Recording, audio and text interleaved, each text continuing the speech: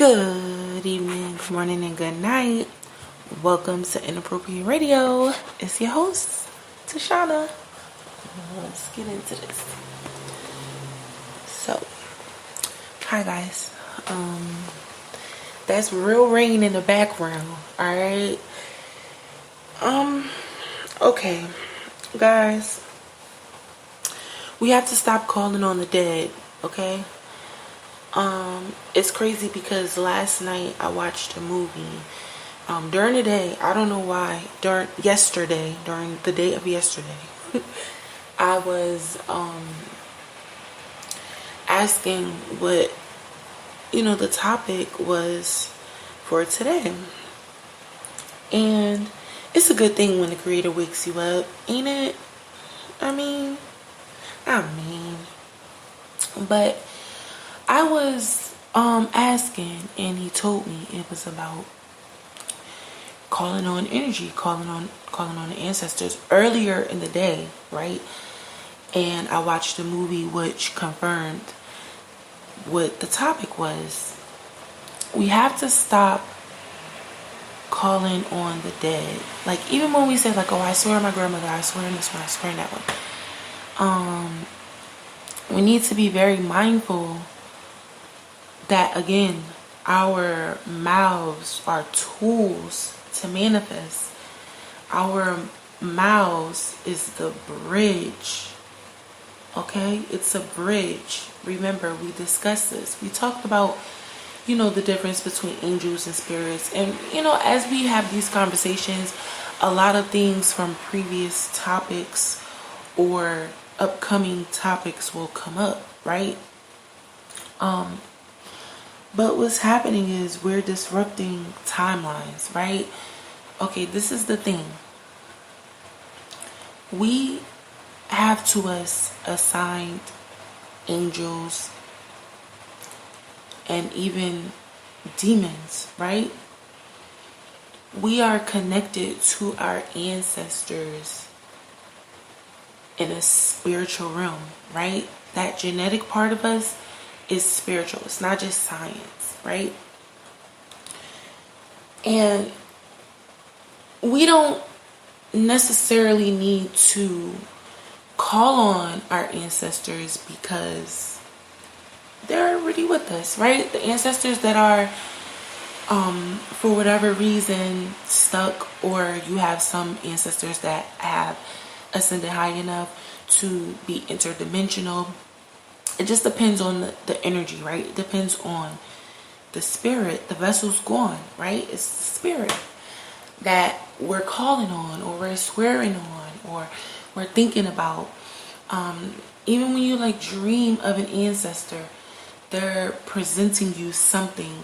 Only you would know what that dream means, unless, of course, you took it to a seer or interpreter or something like that. The parts of them that are important, that we need to work on, have been left behind. If I'm lying, why is it that, I'm not even going to say that part, just to sum that up and to prove my point, you look partially, right, like these ancestors. You have their genetics in you. You have pieces of them. The pieces of them that the Creator wanted you to have, He endowed you with already. So you don't have to call on them, because you're disrupting different timelines. If they're not an energy that is interdimensional, meaning they have the ability to be earthbound and be a whole bunch of other places, they can even shapeshift, right, and make themselves appear in form, right, physical form. You don't need to call them unless they are able to do that by right of the spirit. You don't need to call on to them, because there are other timelines that's requiring their energy. You're disrupting the timeline there in here. And this vibration of the universe, of the earth, is being dismantled. I believe a few days ago, we just talked about the Schumann, energy, and just how the energy of the world resonates at a certain frequency, and it's a negative frequency, right? In humans, we vibrate on a positive. So what's happening is you're making the universe chaotic, and you're throwing off the original natural frequency of the universe and even yourself. We have our own understanding of the spirit world, each of us, and then there's the actual spirit world, right? Like what it is, the things that we don't know. We only have one little spectacle of understanding of the spirit world. So when you start, and I think a few months ago, I'm not exactly sure what the name of the segment is, but we discussed altars, and why we no longer need the altars, and it's time to like clear them up. And this came up before, but now it's coming up again. I don't know who needs to hear this, but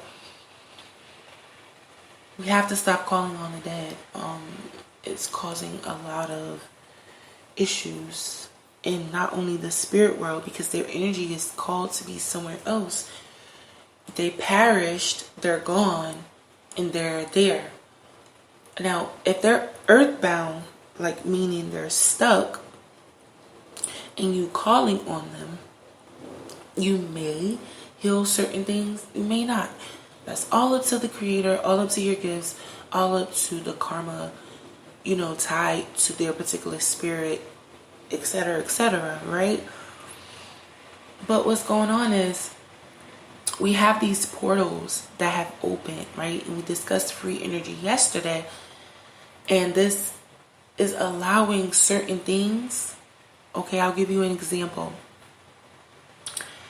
You have a person that has passed on, then you have another one who has this altar set up. They're calling on the dead, and they may not even be calling on to the person that directly is deceased, right? But a lot of these spirit guides and angels, they operate in tandem. Okay, so when you pull one angel away, you may be pulling 10 or even 1,000, depending on the energy that you're calling, right? So again, this is now causing energies to be shifted and moved around, away from the timeline that we're in wakingly, and that's a problem, because everyone needs to be where they need to be at a certain time, and now you're causing the creator to have to do stuff. And I mean, he doesn't mind, because he's God, right? God does this all the time. Like, this is what God does. God wouldn't be God, right? If he didn't do this. But now, and this again goes back to obedience. You don't have to be obedient to me, I'm saying, but this goes back to obedience, because no matter what someone may call on, even if your intentions on calling them is good and it's in the upright, their energy is still a force. It's still a life force there with that spirit, and they may need to be in the astral, working on something for the next generation. Now they're having to jump a timeline to come and assist you, when you wouldn't probably even need their assistance had you do what the creator told you to do, or what they told you to do. You see what I'm saying? So we have to make sure we are very careful. I would say stop swearing on dead people. Let's start there. I would say, if they show themselves to you, ask the creator to reveal to you why they're present, so you can get to the bottom of it, so they can go where they need to go. I would also suggest that you cleanse your home, because if they're trapped, whatever they're attached to is going to be coming with them into your space, whether it's your home, your car, whatever, right? Like I said, I have my own understanding, and that's for me. So I won't get into certain things because maybe the creator doesn't want me to reveal certain things, right? And I'm learning that, like, everything doesn't have to be said, but some things do. Some things truly have to be spoken. We have to learn to utter things that sometimes we're fearful of speaking because of the backlash. If you want to protect certain things, meaning yourself, the potential of certain attacks, if you want to protect other people, yourself, from certain energies or quote unquote bright ideas, that's one thing. But if you are afraid of speaking because of fear, then that's problematic. That's an issue, right? Because you're afraid of what people are going to think or what they're going to say or what they're going to do. That's a problem. Okay? Initially, I think we're going to go into aluminum foil.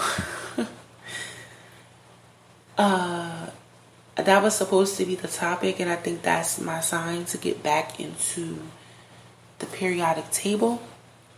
But just for a second, I just wanted to say October 14th, we're going to be doing a sip and plant. And if you have time, I would like for you guys to come down to the Source of Knowledge, downtown New Jersey. It's going to be cool, right? Stop by if you can. It's free. Buy a book. Now, just to get back to the conversation, I really think when we start disrupting these timelines, we open unnecessary portals. I believe that's what's happening. And that's the issue, because you're causing certain energies to go into these portals that actually needs to be now, to help lead and create and build towards what's ahead. Even with the young children, because they're more sensitive to these energies, their vessels can be overthrown easily if God allows it. They're moving in directions they don't need to go, whereas their consciousness and awareness is supposed to be focused on one thing, to have their energy feeding the greater consciousness, the higher consciousness, the greater good, right? That's the issue. So before we go, let's just try to be conscious of the things we say, even wishing death on people. If your tongue is powerful enough, you can cause things to erupt prematurely, and that would not be good. Okay? So I'm going to forewarn you. Stop calling on the dead. Don't wish death on people. Don't call in dead energy. Things like that, right? We want to be doing the living. I mean, even having pictures of dead people, that just goes back to the conversation of the altars. Let's just try to be conscious. Okay? Now, if that death was a result of karma, only God can fix that. I don't have any, thing to say about that. But I'm going to end it here. Let's take this raining. This is an early recording. I do love y'all. I hope all is well. I hope y'all are drinking your water, eating your fruit and vegetables, and sipping on your own tea, because what? It's free. And y'all. Alright. Love y'all. Peace.